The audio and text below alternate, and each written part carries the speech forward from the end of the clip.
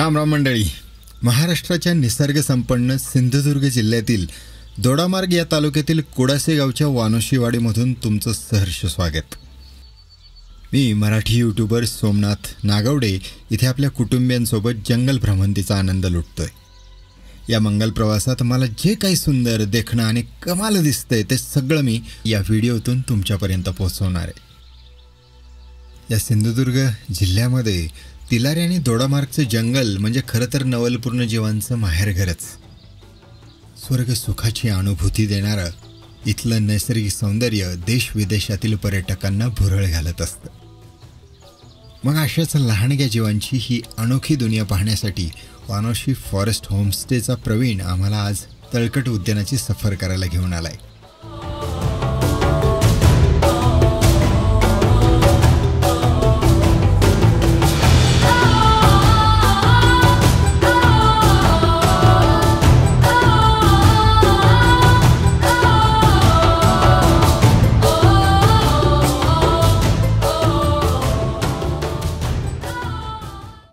सकाळीच निघालो.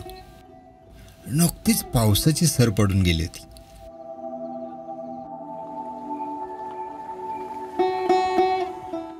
तळकट या वनबागेत कितीतरी दुर्मिळ प्राणी, पक्षी आणि वनस्पती आढळतात. आज जाऊन चालू लागलो. हे नाहीये कॉमन, स्किमेटर बॅबलर कॉमन नाहीये. बोर्डवर पक्ष्यांची नावं, चित्र दाखवली होती. मी, माझा मुलगा ऋषी, पत्नी वैशू आणि प्रवीण असे 4 जण आम्ही त्यावेळी तरी उद्यानात दिसत होतो. दोडामार्ग या तालुक्याच्या ठिकाणापासून फक्त 17 किलोमीटर अंतरावर असणारं हे तळकट वन उद्यान निसर्ग निरीक्षकांसाठी अक्षरशः नंदनवन आहे. त्यामुळे इथे शाळांच्या सहली सुद्धा येत असतात. इथल्या पायवाटांवर पानांचं आच्छादन पडलं होतं. इतक्यात ऋषीला एक कोळी त्याचं जाळं विणताना दिसला. हा कोळी त्याच्या शरीरातून चिकट द्रव शरीराबाहेर सोडतो. पाठीमागे असणाऱ्या छोट्याशा छिद्रातून तो हे द्रव सोडतो. हा द्रव कोळी खेचतो तेव्हा त्याला सुकल्यामुळे दोऱ्यासारखा आकार येतो. हे जाळं तयार करण्यासाठी त्याला कुठल्या स्कूलमध्ये ट्रेनिंग घ्यावं लागत नाही. हे उपजत ज्ञान घेऊनच तो जन्माला येतो. कोळ्याने तयार केलेल्या या जाळ्यात जर एखादा कीटक येऊन अडकला की कोळ्याला त्या जाळ्याची कंपनं जाणवतात आणि मग तो भक्ष्याच्या दिशेने धाव घेऊन ते भक्ष्य खातो. मुख्य म्हणजे हे जाळं सहजासहजी आपल्याला दिसत नाही. या कोळ्याच्या जाळ्याचा आधार घेऊनच हॉलिवूडमध्ये कॉमिक्स आणि नंतर स्पायडरमॅन सारख्या सिनेमांची निर्मिती झाली. तसं पाहिलं तर हे एक निसर्गाचा चमत्कारच आहे.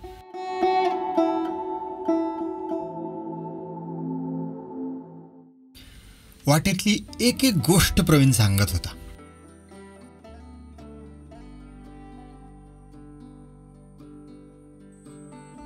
इथे शेकरू हा महाराष्ट्राचा राज्य प्राणी असणारा जीव दिसतो.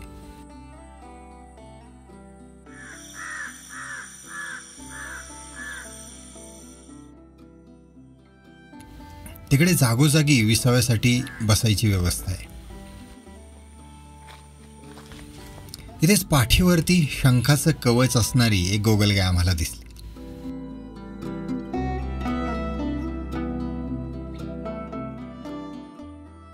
या जंगलात वेगवेगळ्या आकारांच्या रचनांच्या बुरशी आम्ही पाहिल्या.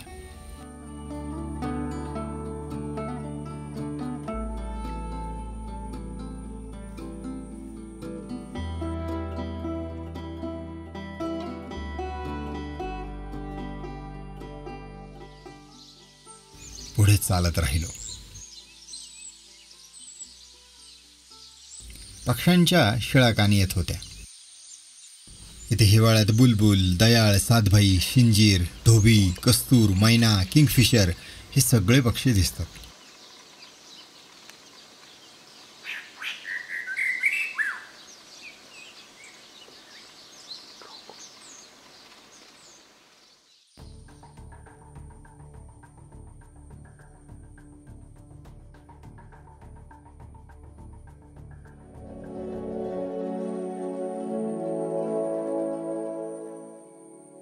इथे स्पॉटेड डवची अर्थात ठिपकेदार होल्याची जोडी प्रेम करताना दिसली. हे बघायला एकदम भारी वाटलं.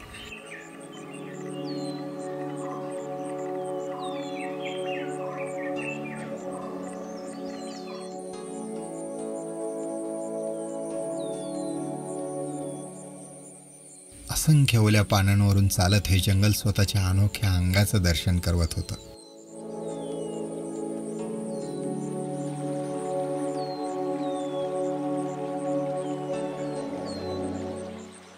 या तळकट उद्यानात फुलपाखरांचा तर मेळावाच भरलेला असतो.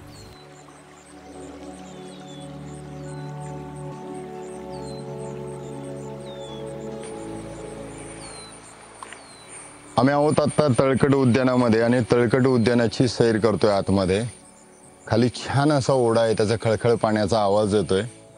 खूप सुंदर झाडी आहे, जुनी झाडं आहेत, विशाल झाडं आहेत. आणि या झाडाच्या खाली आल्यानंतर या बिया दिसल्यात आम्हाला आता प्रवीणकडून कळालं की हे नीटमच्या बिया आहेत. ही क्लाइंबर वेल आहे, एक झाडावरती चढते ती आणि तिच्या या बिया पडलेल्या आहेत. आता या बिया दिसतात तिथे कशाच्या आहेत, ती वेल पण दिसते. अतिशय वेगळी, कधी न पाहिलेली अशी झाडं इथं पाहायला मिळतात. आता आम्ही पाहतोय काय सायटिंगला मिळतंय का. फंगीस आहेत वेगवेगळ्या, गोगलगाई आहेत, मॅन्टिस आहेत आणि खूप रॉ आहे जंगल, म्हणजे पाहताना जाणवतंय ते. तळकट उद्यान तिलारी.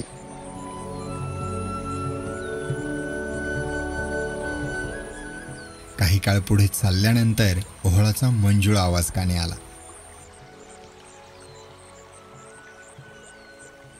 ब्लू मॉर्मॉन बटरफ्लाय आणि कॉमन बटरफ्लाय पण. इथे फिरताना डोळ्यांचा कस लागतो आणि नजरेचा व्यायाम होतो.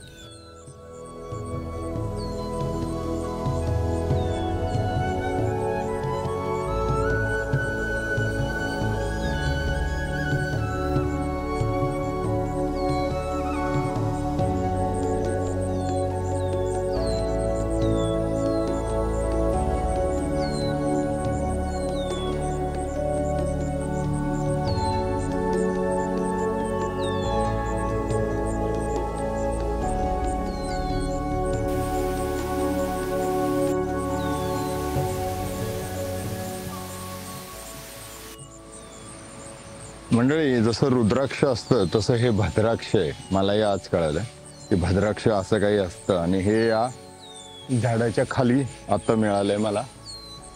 सो इथे हे झाड असलं पाहिजे भद्राक्षाचं. आणि जंगलातून हा ओळ वाहत वाहत चाललेला आहे आणि तिथे मोठी झाडं आहेत. त्या झाडांमधून आम्ही या तळकट उद्यानामध्ये जंगल सफारी करतोय. सो खऱ्या अर्थानं वॉक इन द पार्कचा अनुभव येतोय.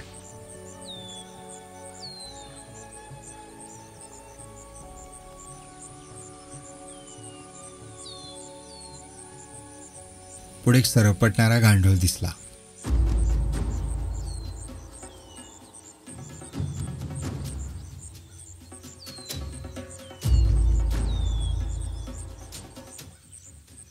तिथे प्रत्येक दिसणाऱ्या जीवाची, कीटकाची, बुरशीची माहिती प्रवीण आम्हाला देत होता.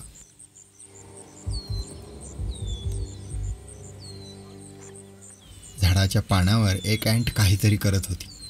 तुम्हाला नक्की काय करते हे जर माहिती असेल तर कमेंट करून नक्की सांगा.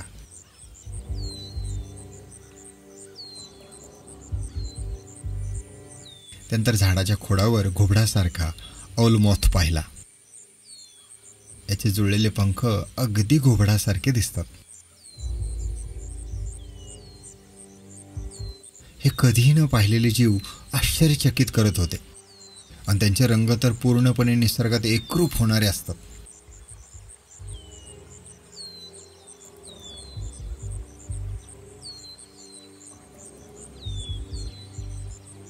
त्यानंतर डोळ्यावर विश्वासच बसणार नाही अशा थाटणीचं, जणू झाडाचं वाळलेलं पान दिसणारं ओकलिफ हे फुलपाखरू पाहिलं. अतिशय कमाल होतं.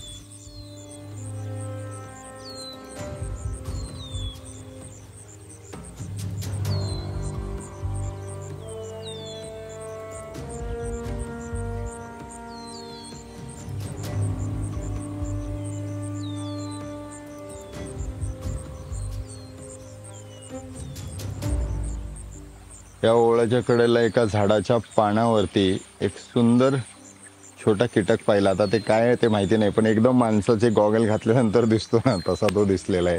पण हे छोटे छोटे मॉथ किंवा इन्सेक्ट्स दाखवण्यासाठी ना तुम्हाला एक चांगला एक्सपर्ट किंवा गुरु पाहिजे, जे आत्ता प्रवीण आमच्या बरोबर आहे आणि म्हणून ते सगळं शक्य होतंय.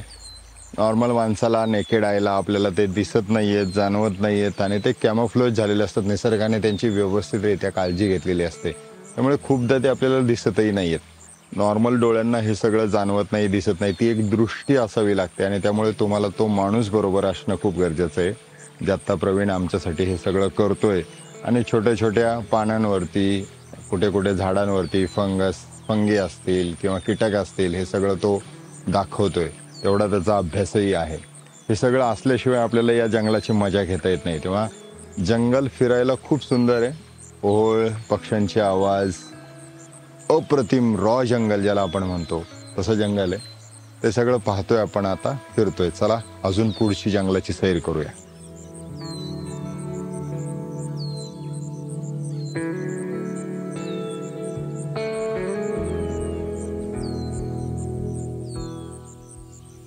वाटेत जाताना इथल्या जवळच्या झाडावर एका श्रीलंकन फ्रॉग माउथने दर्शन दिलं.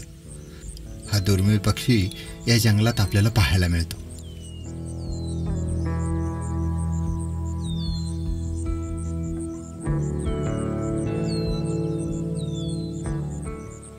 पुढे नांगेदार जेसीबी अर्थात खेकडा चाललेला होता. अशा जंगल सफारीत शूज खूप गरजेचे असतात. पाण्याजवळच हेलिकॉप्टर सारखा दिसणारा एक ड्रॅगन फ्लाय पाहिला.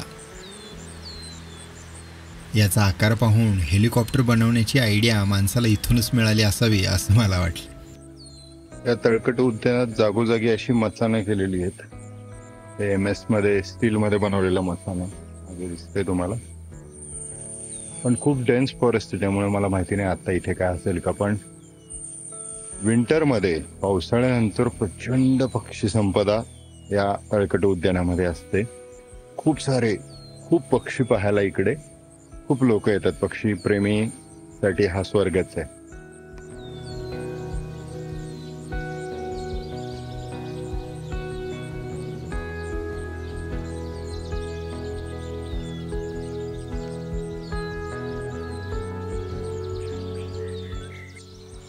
हे तुटलेलं झाड आहे, हे ग्रीन लुमिनेसन्स फंगी आहे. हे रात्रीचं चमकतं.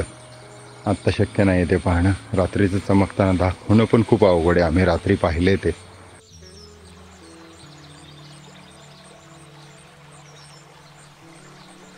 या तळकटची वनबाग मोठ्या झाडांबरोबर वेली, ओहळ, पायवाटा यांनी सजलेली आहे. ही पाहायला 3 ते 4 तास तरी लागतात. या वन उद्यानातल्या निसर्गातले आवाज ऐकून कवी भारत आंब्यांच्या त्या ओळी आठवल्या. झुळझुळ मंजुळ गाती झरे, गीत मधुर चहू बाजू भरे, जिकडे तिकडे फुले फळे, सुवास पसरे रसही गळे, परजांचे सोन्याचे ते रावे हे रावे, तर मग कामे टाकूनिया नवी बघाया ही दुनिया, या बाळांनो या रे या, लवकर भरभर सारे या.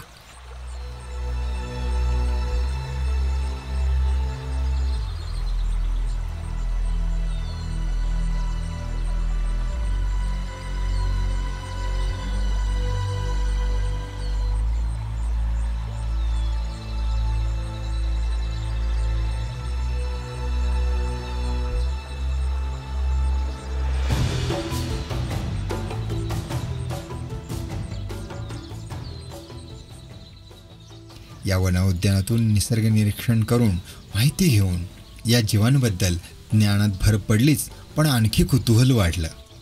या नोंदी पुढच्या पिढीसाठी आपण जपायला हव्या. ही जंगलं जपायला हवीत, कारण हीच आपल्या जगण्यासाठी लागणारी फुफ्फुसं आहेत.